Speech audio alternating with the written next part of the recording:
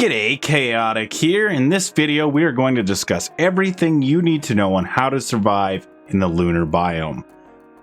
Chapters are down below for your convenience, and don't forget to like and subscribe if this helps you out. The lunar biome is filled with so much death it can be very, very difficult to survive 5 minutes, let alone enough to attempt any of the difficult missions here. In the sun, it's 70 degrees and will kill you within minutes, and in the shade, it's minus 16 degrees and kills you just as fast. The only livable place is in caves, where the temperature stays a moderate 20 degrees, and these places are also the only places that have water. To survive, you'll need a combination of these things: soups, Lazarus chowder, Enduro stew, Foco chili, Frya curry, Kaolin soup. These soups will increase your health regen, your heat and cold resistance, movement speed, and an assortment of other stuff. Hazard suits, the best you can find. You can get hazard suits from missions, aberration, or extinction.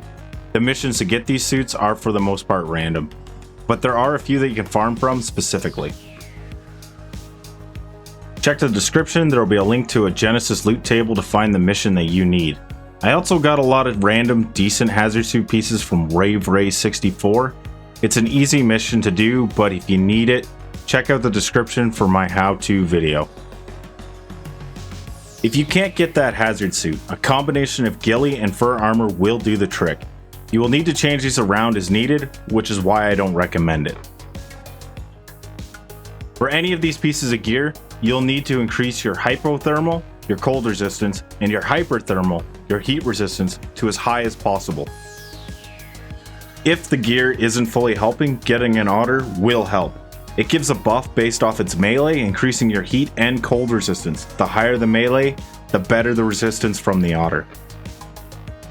You'll want to keep a good stack of healing brews on you and a good stack of food to heal yourself up in times that everything else just isn't working. You will also need to carry around water jars or canteens, since there isn't a whole lot of easily accessible water in this biome. Now, let's go over my recommended stats and how high mine are, and you can compare it to yourself. I play PvE, so you may want to adjust for PvP or however your playstyle is. Health. Getting your health up will give you time to react to the ever dramatic changes of temperature. I have 500, so it gives me lots of time to add an otter or drink some soups. Movement speed. Higher movement speed to help get out of danger or back to your creature. 150% is what I have, so you may want more or less. Fortitude. Leveling this up will slightly increase your heat and cold resistance. This isn't really necessary to survive, but if your gear is really bad and nothing else is working, this might help push you over the edge to help you survive. Besides the otter, you will need a light pet. Shinehorn, Bulbdog, Featherlight, Glowtail for the Reapers and the Nameless. You can set the light on and off to a keybind on PC by holding T and using these buttons while hovering over the light emote. Small disclaimer, it doesn't work when you're on a Bloodstalker for some reason. Use Bloodstalkers or Rock Drakes to get around. They're fast and they take full advantage of the low gravity and terrain. They're also really fun. Skiff is good as well when you unlock one. Make sure you have backups ready at your base. It's nearly impossible to get back to your stuff without spare gear and creatures to ride on here. It's bad enough that the temperature can kill you, but there are other hazards you need to watch out for. Radiation veins. I'm not exactly sure what they're actually called, but if you go into one of these craters, you will start taking a large amount of damage. It will kill your shoulder pet within a couple of ticks and break your armor fairly fast. It would be best to avoid stepping in these when and where possible.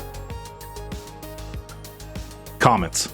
These flying balls of ice are an instant kill. Once hit, you will hear a loud bang and be greeted with your death log and a 1-minute respawn timer. It will kill your shoulder pet, and I haven't seen a Bloodstalker survive yet. These don't just fall straight down, they can come in on any angle. Best to hide behind or underneath an asteroid or in a cave until it's over. Trying to get to a cave will probably result in your death, so be fast about it. I made the first video of this a little over 10 months ago, and to date it has been my most viewed video, and I am glad it has helped so many people. But it never did quite sit well with me now that I have a better mic and more experience. I really wanted to redo this. I hope this guide helps you out as well. Don't forget to give me a like, and if you're new to my channel, consider subscribing. It would really help me out.